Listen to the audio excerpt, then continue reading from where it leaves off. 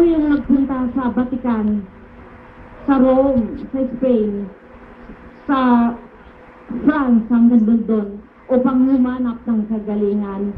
Mga minamahal, bago ako nagpunta ron, ang karamdaman kong taglay sa bato. Wala pa akong operasyon sapagkat hindi ako makaihi.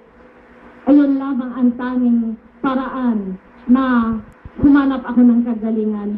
Mga minamahal ko, lahat ng simbahan na yan, pinuntahan ko, naroon nakaluhod, nagro-rosary, at ang panyo ko, pinupunas ko sa mga naglalakihang mga Diyos-Diyosan, pinupunas ko sa katawan nila at ipupunas ko rin sa karamdaman kong taglay. Mga minamahal ko, sa aking paglalakbay, mga minamahal ko, napakaraming gamot ang dala ko. At pagpunta ko po sa France, doon naligo ako sa holy water na sinasabi nila na kapag ipaligo mo ang tubig dito, ang lahat ng karamdaman mong taglay, gagaling. At nagdala pa ako ng 2 galong tubig dito sa Maynila, mga minamahal ko. Alam niyo mga minamahal ko, pagdating dito sa Maynila, isang bato lang ang may diferensya ko, kanan, ngunit pagbalik ko, 2 na. Dito mga minamahal, lumapit ako sa doktor. Sinabi ng doktor sa akin, agarang operasyon hanggat mag-save ang isang bato mo. Naopera ako mga minamahal. Mula noon, naging sakitin na ako. Mayroong tumubo na bukol sa ilalim ng armpit ko. Ito, naopera din, mga minamahal. Naging cancerous ito. 2 buwan pa lamang ako naopera, may tumubo na naman. Ngayon ang mga gamot ko, mga antibiotic na sa halip, na matunaw ang panibagong tumubo na bukol. Ang sigmura ko, ang muntik na nabutas. Dumudumi ako ng dugo, sariwang dugo. 3 na mga minamahal. Ang karamdaman kong taglay. Nagkaroon na ako ng insomnia, mga minamahal ko. Narito, magulo na ang isip ko. Sapagkat labas, pumasok na ako sa ospital. Mga minamahal, naubos na ang aming kabuhayan, ang aming mga sasakyan, ang aking pera sa bangko, mga alahas ko. Maganda na ang buhay namin, mga minamahal ko. Ngunit dumating ang mga karamdaman ito, naghihirap na kami. Hindi ko malaman kung ano ang gawin ko. Nag-usap kami ng binabidas-ban ko. Paano ito? Hindi pa ako gumagaling. Wala na tayong kabuhayan. Nagbenta pa ako ng lupa para lang mapunta ng ibang bansa. Naubos yung mga minamahal. Wala nang natira kundi ang aming tahanan. Hindi na halos namin maipagawa ang aming bahay. Sapagkat inuuna ang gamot ko, labas pumasok ako sa ospital.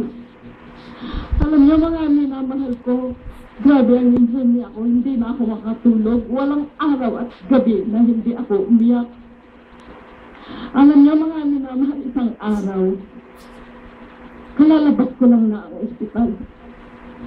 Nagsirutan ang lahat ng operasyon ko, yung sa bato ko, halos buwan lang ang pagitan. 2 operasyon ko na sa bato. At sa armpit ko, 2 buwan pa lamang, may tumubo ng bukol. Ang sikmura ko napakahapdi, nanginginig ako sa taas ng lagnat ko. Mga minamahal ko, umiyak ako ng umiyak. Sabi ko, Diyos ko po, ito na siguro ang huling sandali ko. Humahagulgol ako ng iyak. Alam niyo mga minamahal, pumasok ako sa aming silid. Nakaluhod, nakataas ang kamay. Kinausap ko ang ating pinakamamahal na Panginoon Diyos. Sabi ko, mahal na Panginoon, kung sadyang hindi na ako magtatagal sa mundong ito, huwag mo na akong pahirapan pa. Kunin mo na ako, hindi ko na kaya. Pero bago ako mawala sa mundong ito, ituro mo muna sa akin, mahal na Panginoon, ang tunay at may katotohanan na dapat kong sambahin. Alam niyo mga minamahal, lumabas ako ng kwarto, nahiga sa sopa. Hindi pa nag-init ang aking likuran sa aking pagkakahiga. May nagbulong sa akin, magbukas ka ng telebisyon. Alam nyo, ang bumungad sa akin ang logo ng Jesus Miracle Crusade International Ministry. May nagbulong ulit sa akin. Malumanay ang sabi sa akin. Iyan ang tunay at may katotohanan na hinahanap ko na dapat mong sampahin.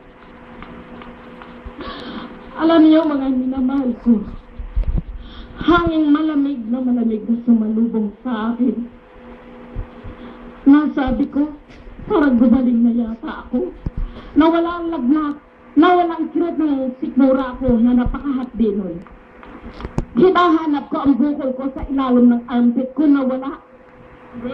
Ang operasyon ko sa bato, nawala rin ang kirot, nawala ang lagnat ko. 4 mga minamahal na karamdaman yan, instant na nawala. Amen. Hallelujah. Matagal na gamutan, mga minamahal. Naghirap na kami, naubos na ang aming kabuhayan. Sinabi na ng doktor, wala pa rin akong kagalingan kung makakaligtas ako sa sakit ko sa bato. Yung bukol ko sa ilalim ng armpit sa kansero. Magulo ang isip ko. Ibig ko nang inumin ng sabay-sabay ang aking mga gamot. Napakarami kong gamot sa araw-araw. Halos hindi na ako kumakain, gamot ng gamot. Hindi na ako makakatulog, mga minamahal. Alam niyo lang, matagpuan ko sa telebisyon. Nung gumaling ako, niyakap ko ang telebisyon na ito, mga minamahal ko. Niyakap ko to. Sinilip-silip ko ang butas sa likuran. Matagal kong niyakap, niyapos ko yan. Ang katanungan ko, anong mayroon itong Jesus Miracle Crusade International Ministry? Bakit ako gumaling? Halos hindi ako makapaniwala, mga minahal. Ang katanungan ko, bakit kaya? Bakit kaya? Bakit ako gumaling? Anong mayroon ito? Alam niyo, mga minamahal ko, pinanood ko. Nagsasalita ng ating beloved assistant pastor.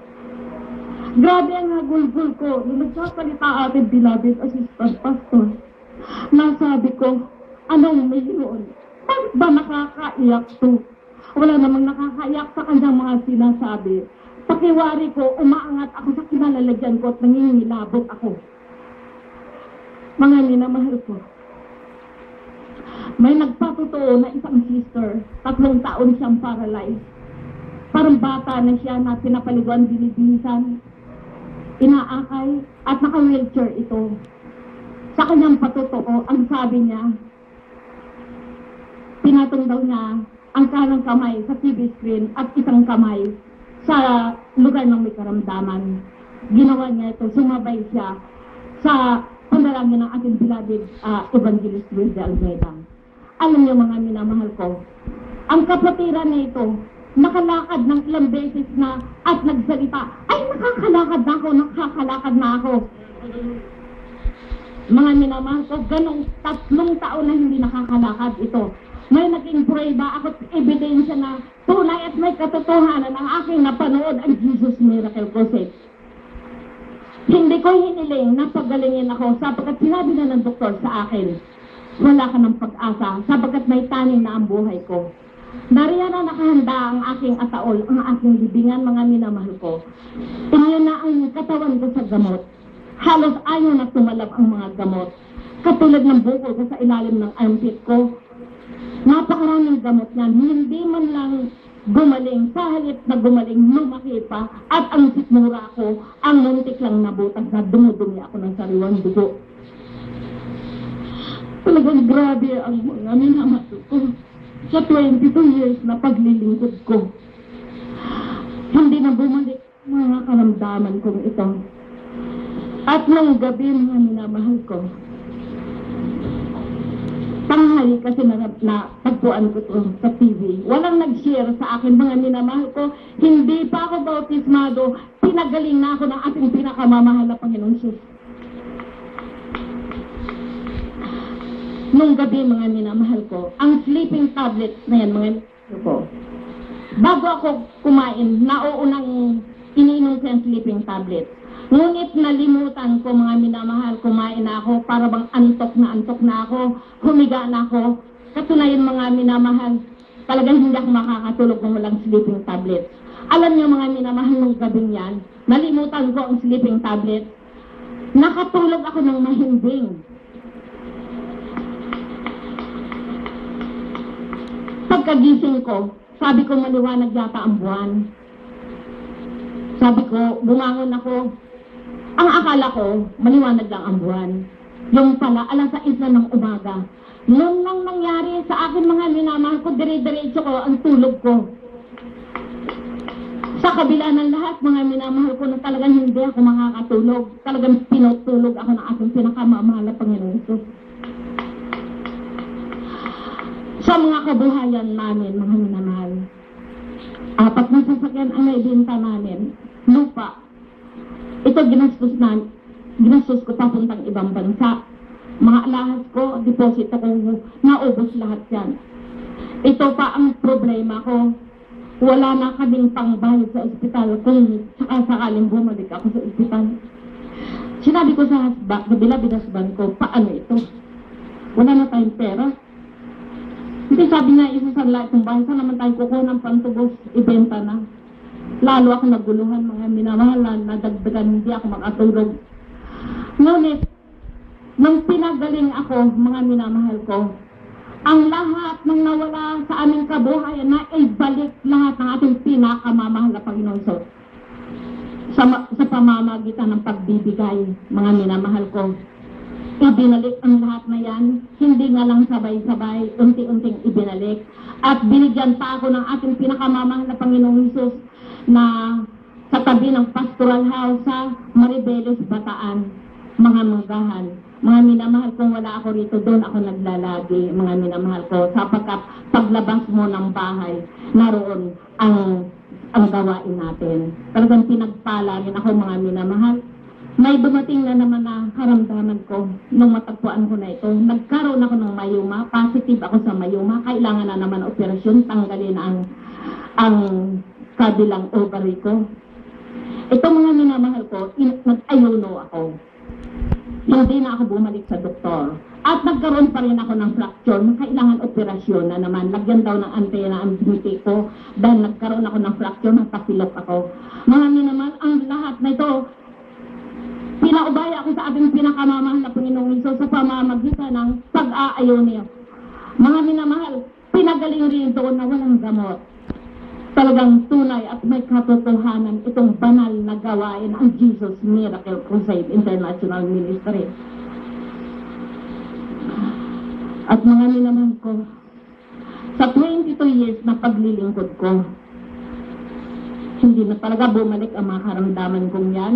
Salamat sa ating pinakamamahal na Panginoong Hesus. Ang pangako ko sa ating pinakamamahal na Panginoong Hesus, maglilingkod ako habang nabubuhay pa sa mundong ito. At hanggang dito na lamang po, mga minamahal, ang lahat ng kapurihan at pasasalamat ay tanging sa ating pinakamamahal na Panginoong Hesus lamang po.